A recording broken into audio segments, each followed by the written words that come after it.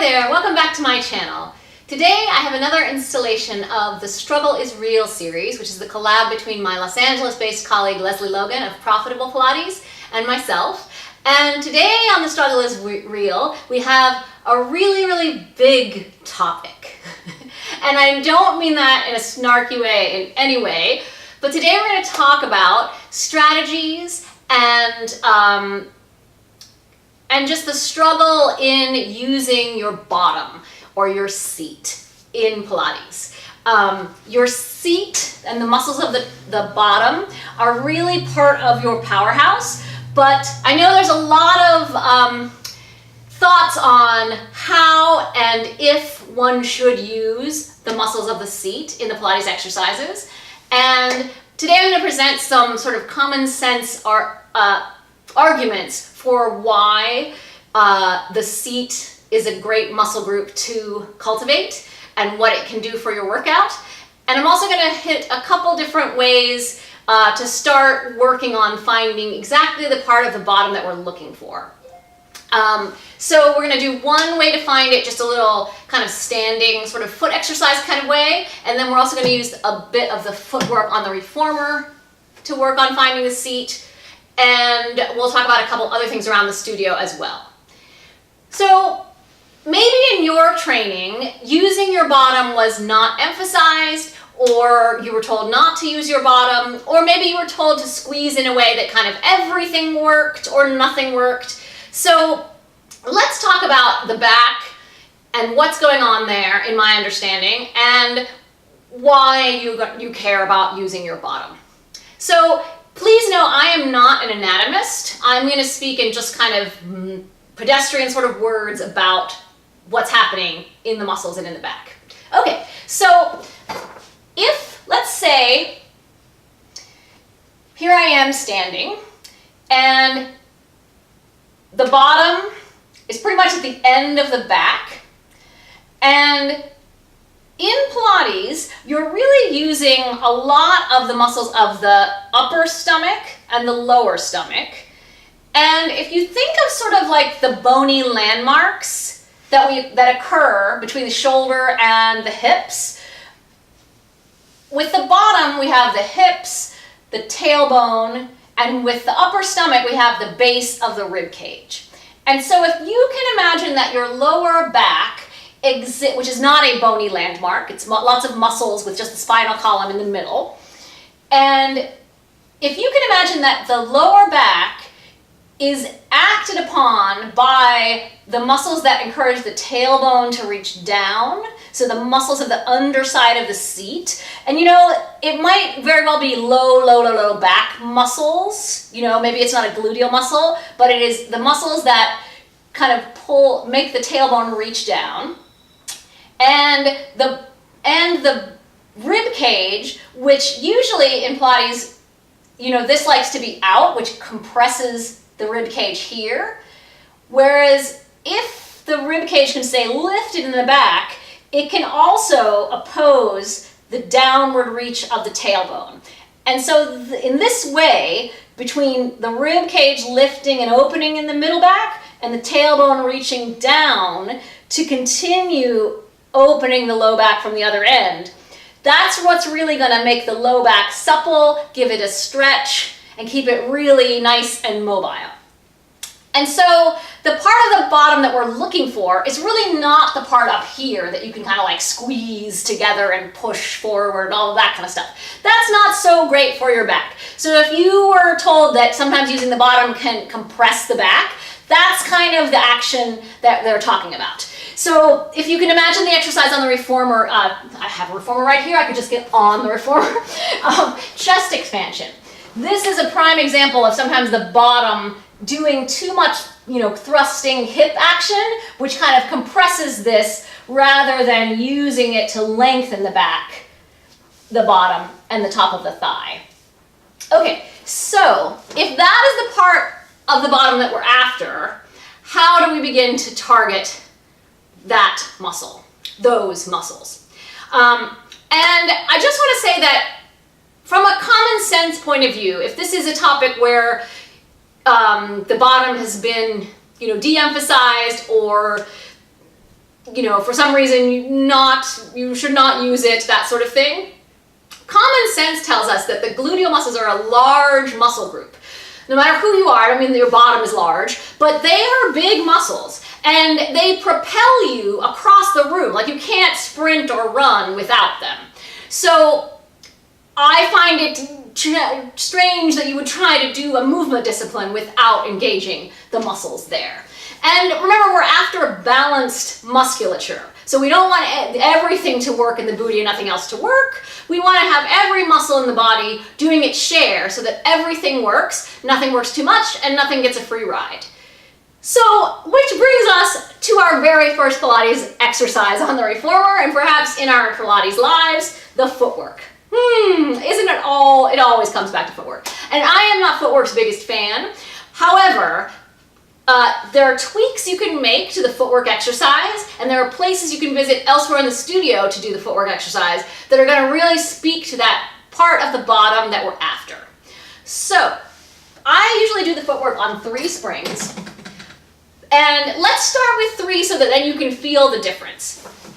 I am on the J. Grimes Contrology Reformer by Balanced Body, and I have 3 springs on. And I'm going to do a few of each footwork exercise. So, with the springs heavy,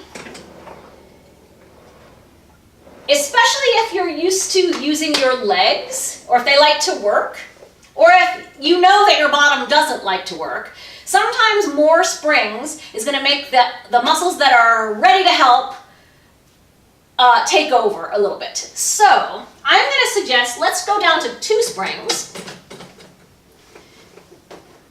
And so now you're going to get more of a sense of the pressing the heels together to move just the part of the bottom that's right where the seat meets the top of the thigh. And if it still feels a little bit like, I'm not sure if it's working or not, you can go down yet another spring. So I'm going to put 1 spring on in the middle, take all the other springs off, and then I'm going to move to the arch position. Because sometimes when the when the legs are together and you get to close the legs together like that, you can feel the underside of the seat.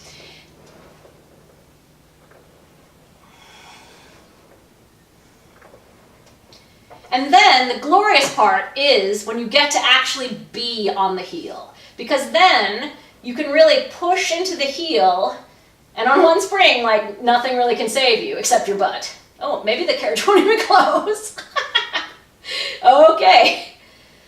But you know, that's information.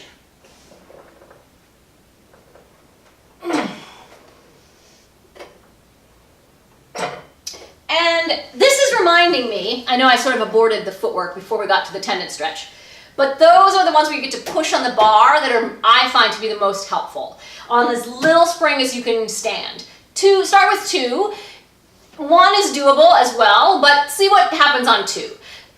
This is also wonderful if you're someone like myself that really likes to push your back into the mat and tuck your pelvis. And that's really overworking the legs and all of the gluteal muscles. It kind of too much, like it's not really using the stomach at all, and it's really kind of more an action of the leg. So it's also a great help to find the bottom there and take you out of that tucking issue. And that's really what helped me a lot, is to do footwork on 2 springs for a really long time. And I also did a few other things in conjunction with that, which I'll share right now. So there is a wonderful little apparatus, and I promise this will all come back to the reformer in just a moment. There's a wonderful apparatus called the Foot Corrector. Can't recommend it enough. And don't let the name fool you. It will correct your feet. I don't know how it does it, but it's really good. If you have a foot that doesn't have an arch, like that your arch falls, if you do this regularly, I mean not this, but if you use the Foot Corrector regularly, one day you'll be walking around and you'll be like, wait a minute, it feels like I have an arch in my foot. And it really does help you lift and correct it. I mean, I'm sure it's helping this, which is helping this, but it's a great piece of apparatus. And the most satisfying exercise on it is a really great target for the bottom. And then if you do this frequently, you can use your memory of how to find your bottom here and kind of pretend that you get to do the same kind of thing in your footwork, which is going to help.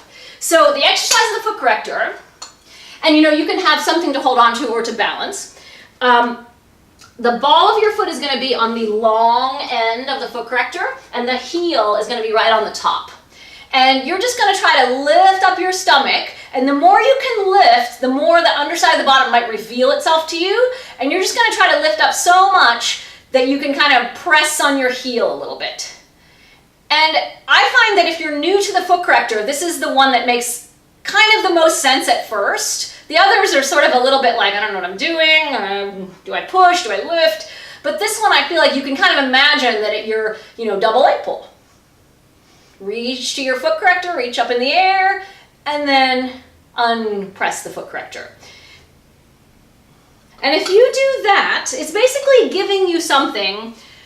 The heel and the bottom share a special relationship. And so often when you can stand in your heels, you can really feel the muscles back there kind of giving you a little lift.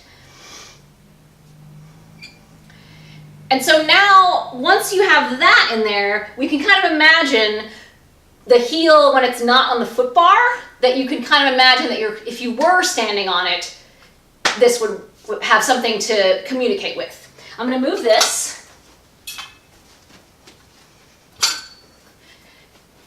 And then let's talk about, if that sounded like crazy, let's talk about what that means. So we talked about how it's nice to be on the heel because the heel and the bottom share a special relationship. But when you're on the balls of your feet, your job is that the feet stay still while you go away and back. And so if you got to stand actually on something, you can pretend you're pushing on your foot bar, a foot corrector, in both directions.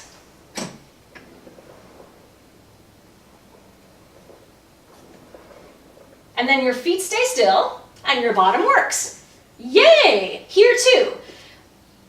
Kind of, if you've heard the term like bird on a perch, you can kind of stretch the heels under and the toes forward, not grabbing them, but straight ahead.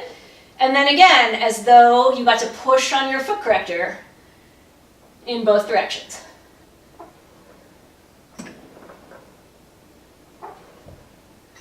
Yeah, and then push on the foot bar. And basically, throughout our Pilates career, when we push on something, we lift in the opposite direction. So the more times you get the heel onto something in an exercise, which happens frequently, you can really use that heel to find your lift and to find your bottom. And just off the top of my head, there's a couple other places we can do that. One of which, you won't be surprised, is the elephant. So now you get the heel down, you're standing on your feet, and you're pushing down to push the carriage out, and you're pushing down to pull it in.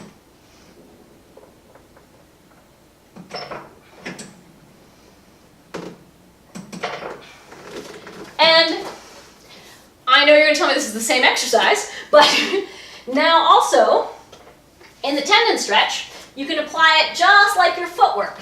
So you're going to push down on something to go out, and you're going to push down on something to come back.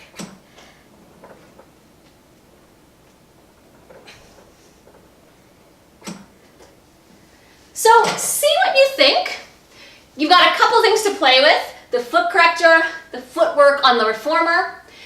And if you have questions or about other ways to work on it, do leave me a comment below, but remember all the other places you can do footwork. You can do footwork sitting on the Wunda chair, on the high chair, also standing on the pedipole, and all of those places, sometimes the vertical relationship can speak to us more so than the horizontal position.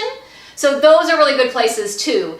And I worked on 2 springs on the reformer to find my seat, and also sitting up on the high chair, doing the footwork there, also helpful.